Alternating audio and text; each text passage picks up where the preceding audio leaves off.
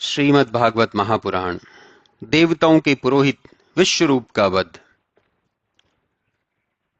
वृतासुर उत्पत्ति तथा स्तुति और वर। श्री सुखदेव जी बोले, हे राजा परीक्षित, मैंने ऐसा सुना है कि महात्मा विश्वरूप के 3 सिर थे। एक से तो वह दूध पीता था, दूसरे से मदिरा और तीसरे से वह अन्न खाता था। उसका संबंध देवताओं से भी था और दैत्यों से भी। देवता उसके पितृपक्ष में थे और दैत्य मातृपक्ष में। इससे वह देवता और दैत्य दोनों को ही भाग देता था और किसी को कुछ अस्वीकार न होता था। उसका यह कर्तव्य इंद्र को अच्छा न लगता था और इससे वे देवताओं का अपमान समझते थे। इस कारण वे विश्वरूप के सर्वदा सतर्क रहा करते और एक समय तो क्रोधावेश में उन्होंने उसके शिरों को भी काट डाला। तब उसका वह सिर जो मदिरा पीता था वह गौरैया हुआ तथा जो अन्न खाता था वह तीतर हुआ। परंतु इससे इंद्र को ब्रह्म हत्या का बड़ा पाप लगा, जिसे उन्होंने 4 भागों में बांटकर साल भर में उसका प्रायश्चित भी कर दिया। एक भूमि को, एक पय को, एक वृक्ष को और एक स्त्रियों को मिला। भूमि ने उसे ग्रहण करते समय यह वर मांग लिया कि मुझ में जो गड्ढा हो जाएगा वह आप ही आप भर जाया करे, और जो मैं आपके इस पाप को ग्रहण करती हूं, इससे मेरी उपजाऊ भूमि के स्थान में कहीं कहीं ऊसर हो जाया करेगा।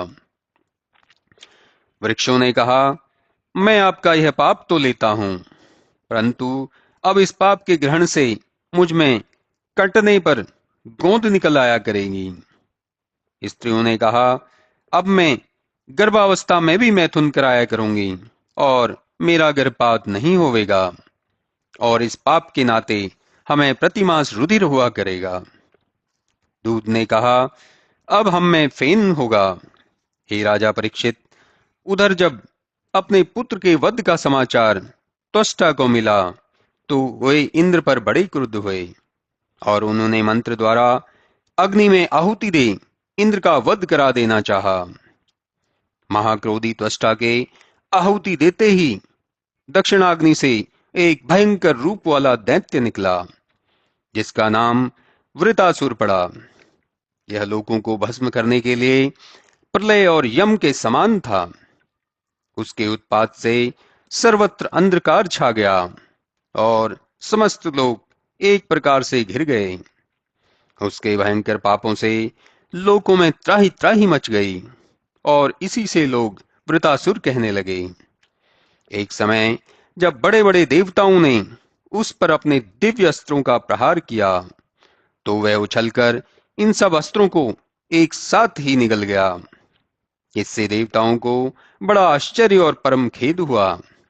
इस पर उसको नष्ट होने के लिए स्थिर चित्त से सबने मिलकर परमात्मा की एक वृहत स्तुति की, जिस पर प्रसन्न होकर भगवान ने कहा, मैं तुम सब पर प्रसन्न हूं। जाओ, जैसा कहता हूं वैसा करो।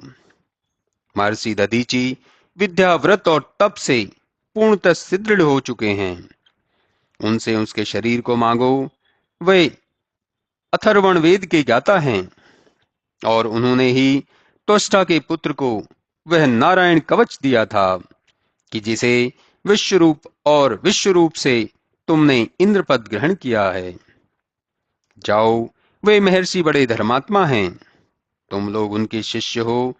इससे मांगने पर वे अवश्य ही अश्वनी कुमारों के लिए अपनी हड्डियां दे देंगे। जब उनकी हड्डी मांग कर लाओगे तब उसे विश्वकर्मा को देकर मैं अपने लिए एक श्रेष्ठ आयुध वज्र तैयार कराऊंगा, जिससे मेरे द्वारा तुम लोग सर्वदा रक्षित रहोगे और मेरे तेज से वृद्धि को प्राप्त कर देवराज इंद्र वृत्रासुर का सिर काटने में समर्थ हो सकेंगे। इस प्रकार जब वह दैत्य मरेगा तभी तुम लोग तेज, अस्त्र और आयुधों की संपत्ति फिर पा सकोगे।